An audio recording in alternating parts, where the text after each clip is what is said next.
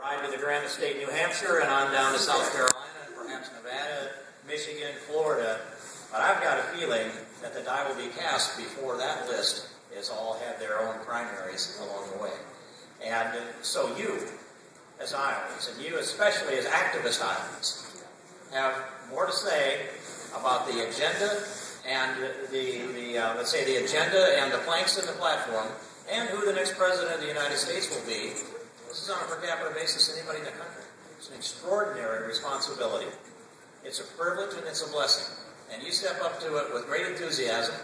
And I know the basis of knowledge that a lot of you bring into this room. I've worked with a lot of you over the years, and I know how seriously you take this. And so to start this off this morning, I was just sitting and thinking, how do I best describe what is it that makes America great, and the constitutional conservative principles that I believe need to be embodied in the next president of the United States. So I had this little reflection that went back to 1997 when I was a freshman in the Iowa Senate, and I thought I should read everything. I would go in there at 4 o'clock or 4:30 in the morning, my desk would be stacked, and I would read my way through all that. It took me about 3 years to figure out that I didn't need to read all that.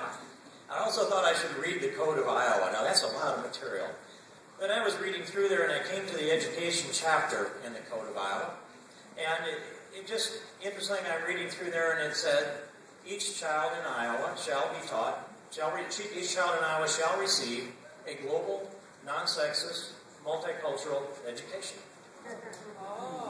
Would be all the accredited schools in the state, the parochial schools too, would have to teach the global education, the non-sexist education, and multiculturalism. Well, you know, I haven't actually been a fan of any of those things.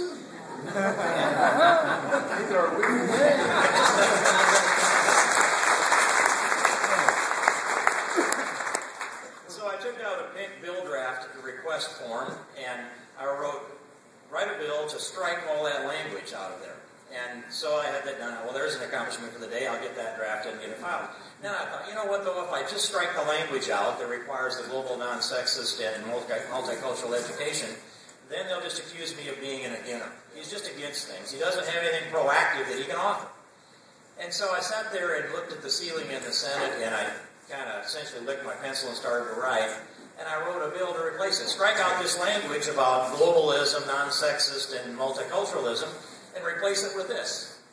Each child in Iowa shall be taught that the United States of America, of which Iowa is a vital constituent part, is the unchallenged greatest nation in the world, and we derive our strength from Judeo-Christianity, Western civilization, and free enterprise capitalism.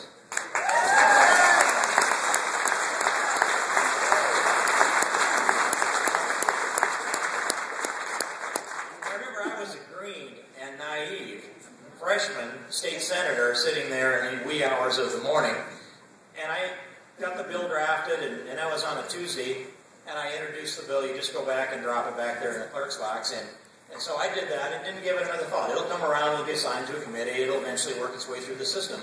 The next morning I went and sat in the House chambers, and every Democrat had their light on. They wanted to talk, every one of them.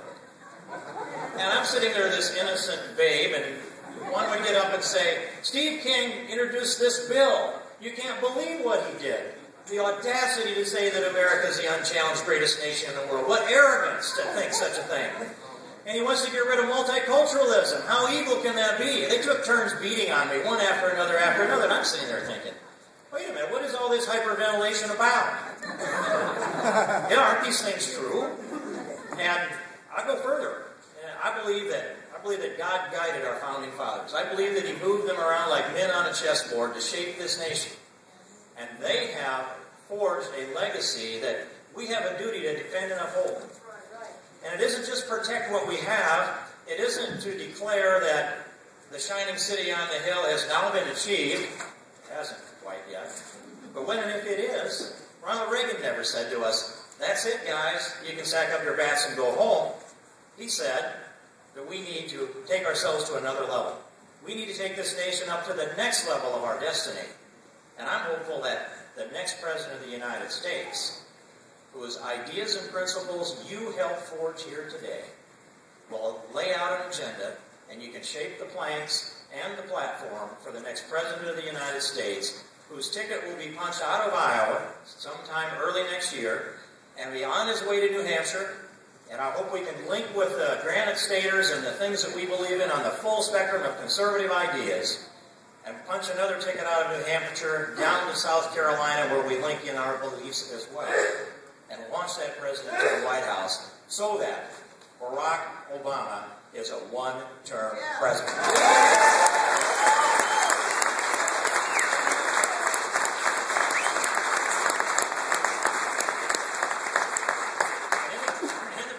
I just want to do this. You have to, if you're going to have victory, you have to imagine that victory in your mind's eye.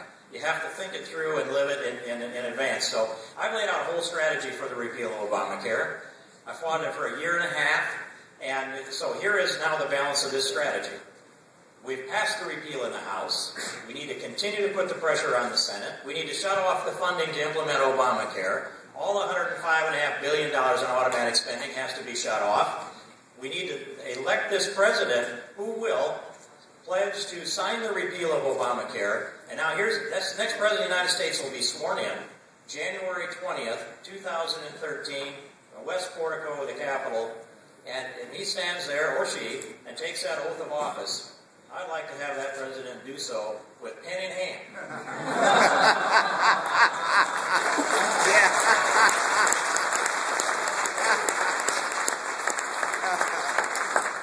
I really like it when you get the punchline before I even get to it.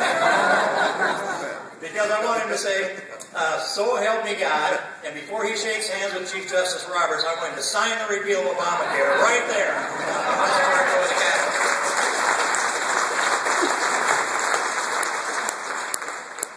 So welcome to the conference. I am looking forward to this day. I'd be just as happy sitting in any of these seats, soaking up the message that's coming from the candidates. And the panelists that we have are stellar. These are leading conservative thinkers. They're full-spectrum conservatives. They are constitutional conservatives, as are you. And that is the stamp that we need to put on the future of America, constitutional conservatism. I'm looking forward to this conference. Thanks for being here. God bless you.